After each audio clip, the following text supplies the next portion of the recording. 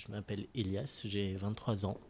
Je suis dans un bachelor qui s'appelle Information Science, qui est vraiment une façon très fancy de dire archiviste bibliothécaire.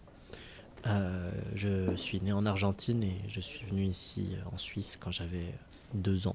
Et nous sommes aujourd'hui dans une bibliothèque car déjà mes études sont en rapport. Puis aussi je travaille dans une bibliothèque. Puis j'étudie dans les bibliothèques. Donc je passe beaucoup de temps dans les bibliothèques. Et aussi quand j'étais très jeune aussi j'y passais déjà beaucoup de temps. Disons que c'est un endroit où je me sens bien. L'ambiance est calme et très apaisante. La transidentité pour moi c'est quand on s'identifie pas au genre assigné à la naissance. Donc je suis né entre guillemets fille et maintenant je suis un garçon, un homme. Donc pour moi c'est ça, la transidentité c'est aussi juste mon identité, une partie de ma vie, mon expérience dans ce monde. En Argentine, la question de la transidentité c'est quand même assez entre guillemets assez accepté.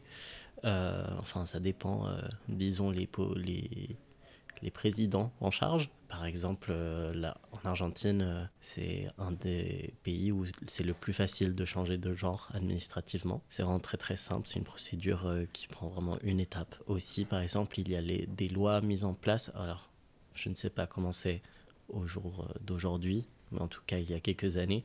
Par exemple, il y avait un espèce de quota pour les administrations les services d'État où il fallait avoir au moins 1% de employés trans au sein du service et c'était mis en place pour aider surtout les femmes trans qui ont plus de mal à avoir du travail en fait, même si elles sont tout à fait qualifiées.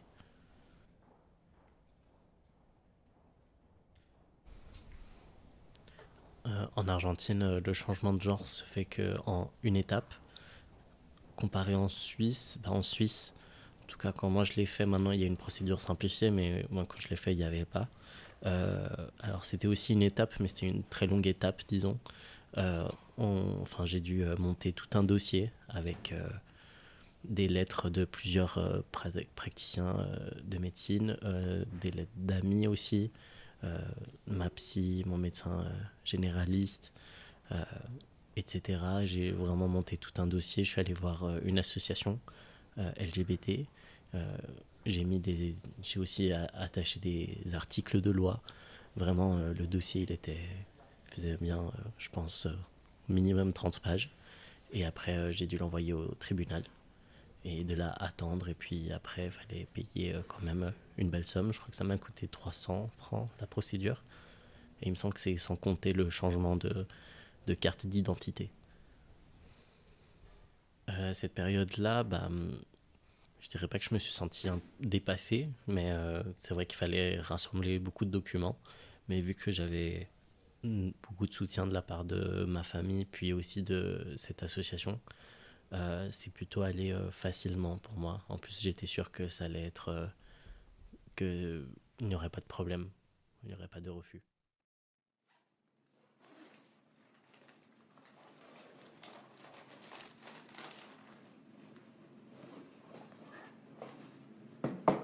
Alors, j'ai débuté ma transition, au moins la transition médicale, en 2021. 2021. C'est là où j'ai commencé à prendre la testostérone, puis où j'ai fait mon opération. Après, ça faisait déjà un an que j'étais un peu dans les démarches, disons, où j'ai réalisé que j'étais trans, où j'ai commencé à aller voir un psy pour démêler un peu tout ça. J'ai commencé à voilà, tester un peu les os. Puis ma transition sociale, je pense, elle s'est faite peut-être quelques mois avant.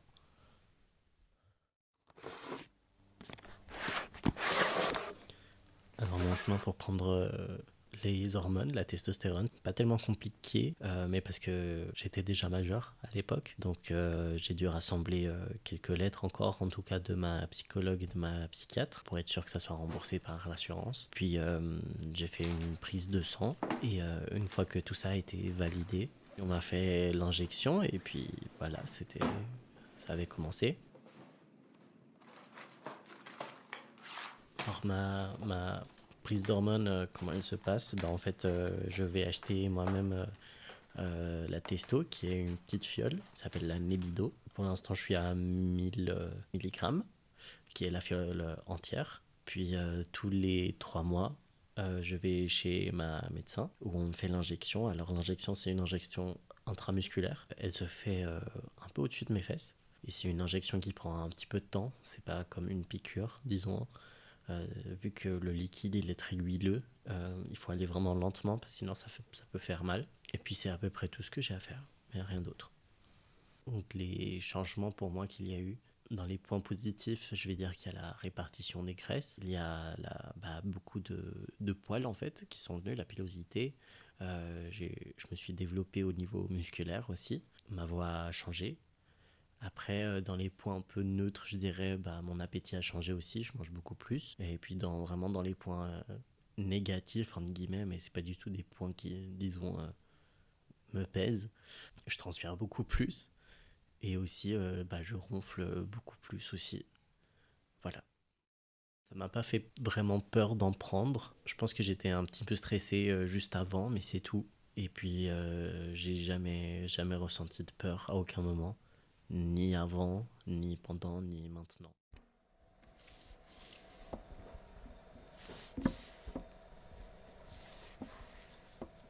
Au niveau des opérations, eh bien, j'ai eu l'opération un peu, disons, la plus courante chez les hommes trans, qui est la torsoplastie. Alors concrètement, c'est juste on enlève les seins. On a deux grandes cicatrices. On peut aussi en avoir pas du tout si on avait des petits seins à la base.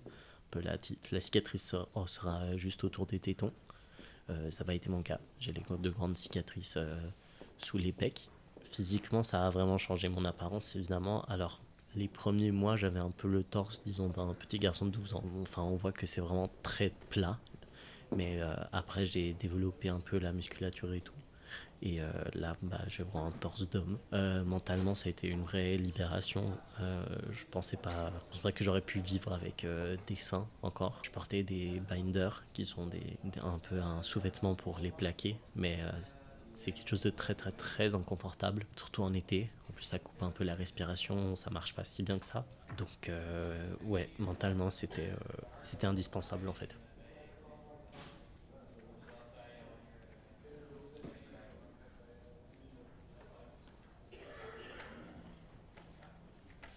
Mon rapport à la masculinité, je ne saurais pas vraiment dire si ça a évolué. Disons plutôt que avant que je réalise que je sois trans et tout. Alors j'avais déjà un rapport à la masculinité parce que j'étais entre guillemets une fille très masculine. Mais disons que je me tenais un peu éloigné des garçons par exemple. Je ressentais une certaine jalousie. Après je suis devenu, disons, un vrai homme. Enfin un vrai homme. Voilà, on s'entend. Mais les gens ont commencé à me voir comme un homme et tout. Et j'ai découvert un peu des facettes de la masculinité que je m'étais pas vraiment douté. Par exemple, j'ai commencé à ressentir un peu la pression des rôles, des stéréotypes masculins. Qu'il faut par exemple être grand, il faut être fort, musclé, il faut faire toujours le premier pas, des choses comme ça. Enfin, disons que je suis un peu tombé dans... Enfin, je suis pas tombé dans la masculinité toxique, mais disons que je l'ai ressenti vraiment. Je la ressentais pas du tout avant, en fait. J'étais pas du tout sujet à ça. Disons que j'avais une relation avec la masculinité un peu plus douce. Mais voilà, ça c'était surtout au début, maintenant ça va mieux quand même. Et j'essaye d'avoir une masculinité toujours douce.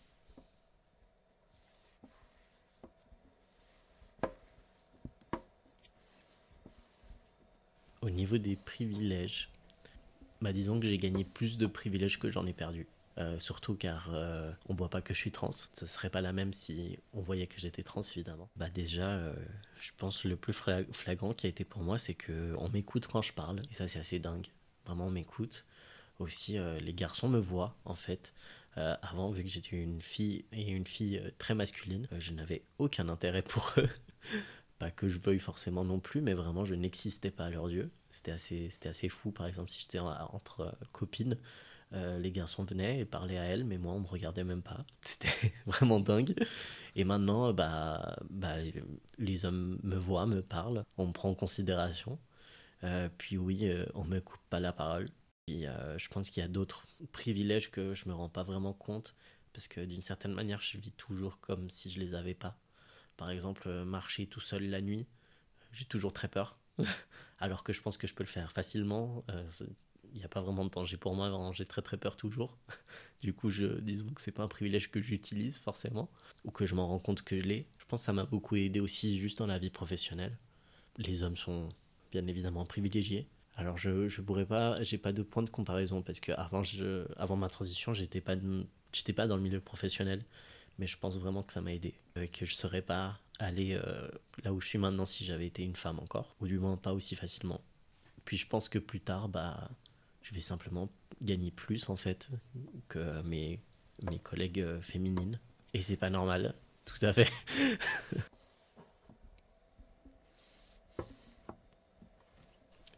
Puis au niveau des privilèges que j'ai perdus, en guillemets, alors je pense pas que ça soit vraiment des privilèges, parce que les privilèges encore, c'est des choses qui s'inscrivent dans un système d'oppression, et en étant un homme, bah, on n'est pas sujet à l'oppression du sexisme, par exemple, enfin de la misogynie, bref, que j'ai perdu, bah, en fait, surtout au niveau intrapersonnel, disons, dans mes relations avec les femmes, bah, avant par exemple, qu'on était entre amis au féminin, bah, elle parlait par exemple des règles ou des choses plus personnelles comme ça.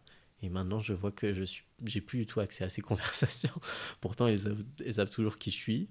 Elles me connaissent, mais tout ce qui est conversation, par exemple, de mecs, par exemple, enfin, je veux dire, de relations amoureuses, ou les règles, ou le sexe, ou tout ce qui est comme ça, intimité, je n'ai plus du tout accès. Elles attendent que je parte pour en parler. Alors que putain, j'ai pas changé du tout.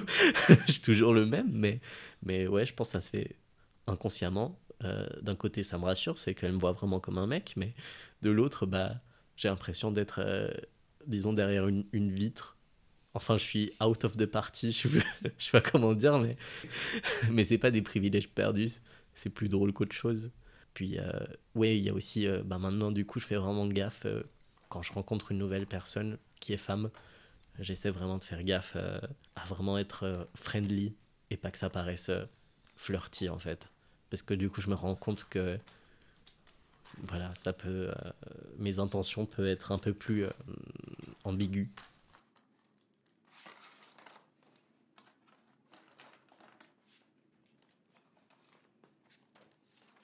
Alors, les questions qu'on déteste recevoir. D'ailleurs, je proscris toujours ces questions quand quelqu'un me dit oui, j'aimerais. Est-ce que je peux te poser des questions sur ta transidentité? Je dis oui, mais. C'est toutes les questions qui ont un rapport avec l'intimité, avec les pratiques sexuelles, avec ce qu'on a dans le pantalon. Alors, personnellement, pour moi, c'est. Alors peut-être qu'il y en a d'autres qui sont confortables, mais la majorité de la communauté trans en général n'a pas envie de parler de ces choses-là avec des inconnus ou même des amis. Ça relève totalement de la sphère privée et intime.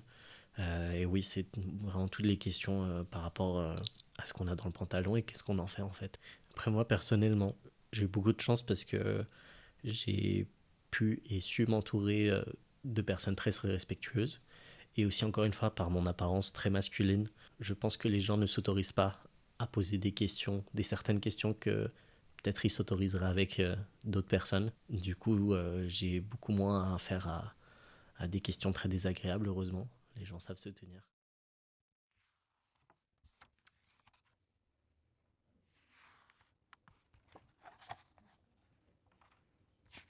Alors je pense que mon parcours de transition aurait été différent si j'avais eu accès à de la représentation de personnes trans dans les médias, un peu plus explicite et saine, je dirais.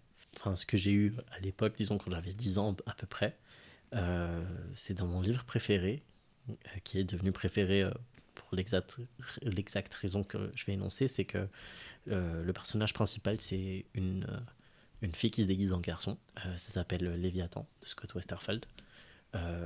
Ouais, ce livre, quand je l'ai lu, disons que ça m'a un peu propulsé dans une période vite fait de dépression, je dirais. Enfin, ça m'a fait un déclic, mais je savais pas un déclic de quoi. Puis après, j'ai cherché d'autres représentations de ça, en fait, de filles qui se déguisent en garçon, en guillemets. Et puis, je suis tombé vers mes 11 ans sur un film qui s'appelle Boys Don't Cry, qui a fait vraiment l'effet inverse à ce livre recherché. C'est l'histoire réelle d'un homme trans dans les années, je sais pas, 80, je crois. Bah, c'est un film vraiment très un peu terrible parce que en fait, il finit par se faire violer, se faire tuer.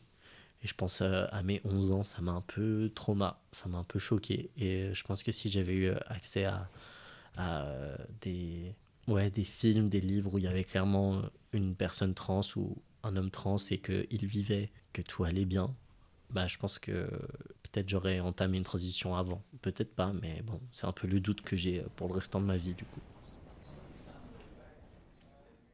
La transidentité, à un moment dans mon parcours, surtout au début, bah, c'est vrai que c'est quelque chose qui m'a pris énormément de temps et d'énergie. J'étais en année sabbatique et même comme ça me prenait vraiment tout mon temps, toutes mes ressources. Mais maintenant, je peux dire que ce n'est plus du tout quelque chose qui me prend de l'énergie, qui me prend du temps.